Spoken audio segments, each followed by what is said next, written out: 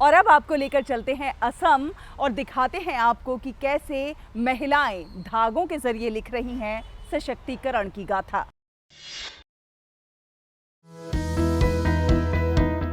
एरी रेशम असम की विरासत, संस्कृति और आत्मनिर्भरता का प्रतीक है। राज्य के ग्रामीण क्षेत्रों में एरी और रेशम उद्योग ने हजारों परिवारों को आजीविका के अवसर प्रदान किए हैं।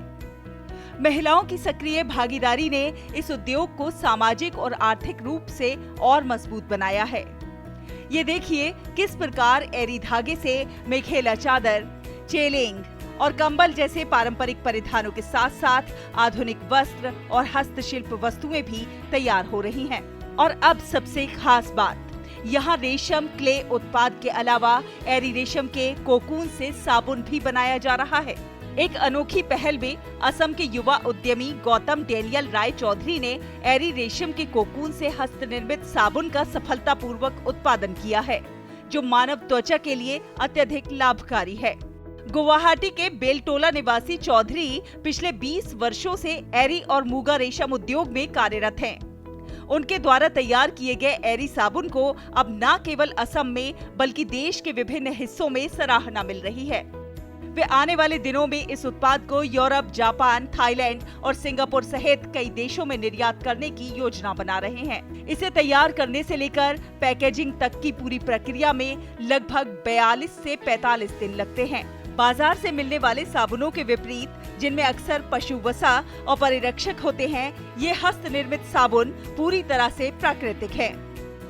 एरी का जो कुकुन होता है, जो उसका घर होता है, उसको हम लोग डिजॉल्व करके हम लोग ने बनाया है। ये भारतवर्ष में ये पहले हम लोग इन्हें ट्राई किया है और सक्सेस भी हुआ है। एरी में आपका एमिनो एसिड नाम का केमिकल है जो स्किन के लिए बहुत ही लाभदायक है और आपका स्किन को एजिंग से रोकता है। और ऊपर से जैसा आपका इसमें प्रोटीन है, आपको स्किन को हमेशा हाइड्रेट रखेगा और सन बर्न से बचाएगा। और इंक्लूडिंग क्योंकि सिल्क में अल्ट्रावायलेट प्रॉपर्टीज है, साबुन का भी एक परख आपको बिल्कुल अल्ट्रावायलेट का आपको मदद जरूर मिलेगा इसमें।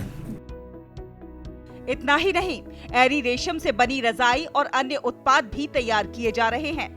उनकी कोशिश है असम के एरी रेशम से बने सौंदर्य प्रसाधनों का एक केंद्र विकसित करना और ग्रामीण क्षेत्रों में एरी रेशम उत्पादों का एक बड़ा बाजार बनाना। गौरतलब है कि अरंडी के पत्ते खाने वाले सामिया रिसिनी कीड़ों से तैयार ये रेशम कीट को बिना मारे निकाला जाता है। ये प्राकृतिक और टिकाऊ रेशम अपनी कोमलता, ऊन जैसी बनावट और समतापी यानी कि गर्मियों में ठंडा और सर्दियों में गर्म गुणों के लिए जाना जाता है।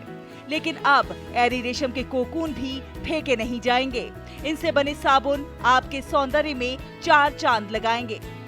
गुड न्यूज जज्बा इंडिया के लिए असम से मोमिता बिस्वास की रिपोर्ट, डीडी न्यूज।